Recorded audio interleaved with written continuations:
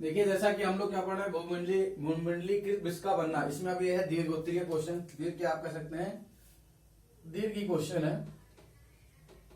दीर्घ में क्या कह सकते हो आप, अति लघु, लघु कह सकते हो, दीर्घ या लघु, जो आपके 4 नंबर्स के आते हैं। इसमें पहला क्वेश्चन है कि प्रथम विश्व युद्ध ने ब्रिटेन की अर्थव्यवस्था पर क्या प्रभाव डाला। देखिए प्रथम विश्व युद्ध में जो सबसे प्रमुख युद्ध में जो प्रमुख देशों में से थे, उसमें ब्रिटेन भी एक मित्र राष्ट्रों में सबसे प्रमुख देशों में एक था, वो था ब्रिटेन भी था। उसकी अर्थव्यवस्था पर क्या प्रभाव पड़ा। प्रथम विश्व युद्ध से ब्रिटेन की अर्थव्यवस्था पर निम्न प्रभाव पड़े, जैसे आपके 4 पॉइंट दिए गए हैं। इसमें से पहला पॉइंट है उत्पादन गिरने लगा और बेरोजगारी बढ़ने लगी। देखिए हम आपको पॉइंट बता दे रहे हैं, इसके बारे में आपको समझा देंगे, आप इसको आराम से लिख सकते हैं। अब उत्पादन गिरने लगा और बेरोजगारी बढ़ने लगी, इसका मतलब क्या है। उत्पादन मतलब जब पैदावार ही नहीं हुई तो क्या होगा, बेरोजगारी बढ़ने लगी। पैदावार नहीं बढ़ा, उससे क्या हुआ, लोगों को काम नहीं मिला, और जब लोगों को काम नहीं मिला तो बेरोजगारी बढ़ने लगी। ऐसे ही वहां पे क्या थी, फैक्ट्री मिल में कच्चे माल नहीं पहुंच रहे थे। अब कच्चे माल नहीं पहुंचे तो क्या हुआ, वहां पे प्रोडक्ट तैयार नहीं हुआ, और प्रोडक्ट तैयार नहीं हो तो जितने लोग वहां पे काम कर रहे थे उनमें क्या हुआ, बेरोजगारी बढ़ने लगी। दूसरा कारण क्या था, ब्रिटेन का ऋणी होना। ब्रिटेन का ऋणी होना मतलब जब प्रथम विश्व युद्ध के दौरान ब्रिटेन के पास क्या हुआ, उसके जो खजाने थे वो खाली हो गए, जो उनके पैसे थे, तो वह ब्रिटेन क्या, उसने अमेरिका के बैंकों से और अमेरिका के लोगों से क्या बहुत सारा कर्जा ले लिया, जिसलिए क्या हुआ, अमेरिका का ऋणी हो गया। फिर अगला आता है जापान की शक्ति का प्रभुत्व। देखिए जब प्रथम विश्व युद्ध हुआ था तो प्रथम विश्व युद्ध के बाद से जापान का प्रभुत्व बढ़ता गया, और जापान ने प्रभुत्व इस तरह का बढ़ने लगा, जितनी भी ब्रिटिश कॉलोनी थी उस पर जापान का प्रभुत्व होने लगा, धीरे धीरे प्रभाव बढ़ने लगा, और वह जापान जितनी भी ब्रिटिश कॉलोनियां थी उस पर कब्जा करने लगा, जिससे उसका क्या हो गया, प्रभुत्व बढ़ने लगा। आगे चल के दूसरे विश्व युद्ध में जापान की बहुत अहम भूमिका रहती है। फिर अगला आता है भारतीय बाजार में अपना वर्चस्व रखना मुश्किल हो गया। देखिए जब इंग्लैंड में प्रोडक्ट तैयार नहीं हो रहे थे, कच्चे माल पहुंच नहीं रहे थे, उन्हें प्रोडक्ट नहीं बने, इसकी वजह से क्या हुआ, वो भारतीय बाजार में सपोर्ट नहीं कर सके। और प्रथम विश्व युद्ध के बाद ही से गांधी जी भारत के अंदर असहयोग आंदोलन, अपने आंदोलन और विदेशी वस्तुओं का बहिष्कार करना, जो प्रमुख आंदोलन चलाए थे, इस वजह से क्या था, इंग्लैंड के जितने व्यापारी थे उनका वर्चस्व रखना मुश्किल हो गया था, किसमें, भारतीय बाजारों में। इसके बाद आता है कि प्रथम विश्व युद्ध के किन्हीं 3 परिणामों का उल्लेख कीजिए। देखिए प्रथम विश्व युद्ध ने बहुत सारे विश्व के अंदर बहुत सारी चीजों को बदल दिया, जैसे राजतंत्रात्मक से लोकतंत्रात्मक की ओर बढ़ जाना, फिर उसके बाद व्यापार की नीतियों में बदलाव, शिक्षा में बदलाव, बहुत सारी चीजों में बदलाव आया। जिसके 3 प्रमुख कारण कौन कौन से कह सकते हैं हम, राजनीतिक परिणाम, आर्थिक परिणाम और सामाजिक परिणाम। देखिए राजनीतिक परिणाम क्या हुए, राजनीतिक परिणाम मतलब क्या हुआ, पहले राजतंत्रात्मक था, उसके बाद क्या हो गया, लोकतंत्रात्मक हो गया। लोकतंत्र मतलब लोगों की, जनता की सरकार, जैसे आज हम क्या कहते हैं, लोकतंत्र देश है।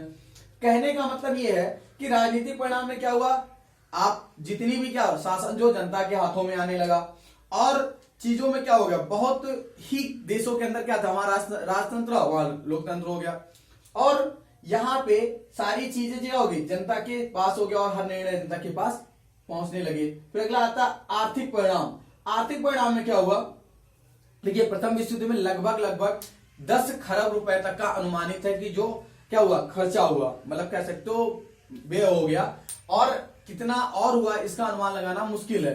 लेकिन ये क्या था, ये लिखित रूप में परिणाम 10 खरब के रुपए तक क्या हुए थे, व्यय हुए थे, जिसकी वजह से बहुत से देश क्या हो गए थे, लोगों के रेडी हो गए थे, उनके पास पैसे नहीं रह गए थे, लोगों की नौकरियां चली गई, और लोग प्रोडक्ट मतलब व्यापारियों के घाटे होते लगे, और बहुत सारी ऐसी घटनाएं जो आर्थिक परिणाम को नुकसान हुआ। इसके बाद सामाजिक परिणाम। देखिए सबसे अगर पॉजिटिव देखें तो हमारे लिए सबसे बेस्ट था सामाजिक परिणाम। सामाजिक परिणाम में क्या हुआ था, इसके बाद से लोगों ने शिक्षा पे ध्यान दिया, समाज में शिक्षा पे, महिलाओं का लोगों के बीच में अच्छी हिस्सेदारी होना, विकास में योगदान देना।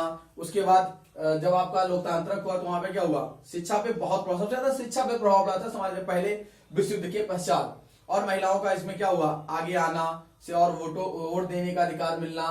फिर लगभग चीजों में क्या हुआ, समाज को एकीकरण हुआ, यहाँ पे जातिवाद का हटना, फिर पिछड़े वर्ग और जो आपके अन्य जो सभी को एक साथ रखना, ये सब चीजें क्या हुआ, प्रथम विश्व युद्ध के बाद हुआ। फिर अगला क्वेश्चन आता है 19वीं सदी में अंतरराष्ट्रीय अर्थशास्त्रियों द्वारा बताए गए 3 प्रकार के प्रभावों की व्याख्या कीजिए। देखिए 19वीं सदी में अंतरराष्ट्रीय अर्थशास्त्रियों द्वारा बताए गए 3 प्रमुख की जो व्याख्या करनी है। देखिए उस समय जो अर्थशास्त्री थे उन्होंने किस बात का क्या जो उन्होंने बताया था क्या प्रभाव पड़ेगा या व्याख्या की थी उसके बारे में बताना। पहला क्या था, व्यापार का प्रभाव।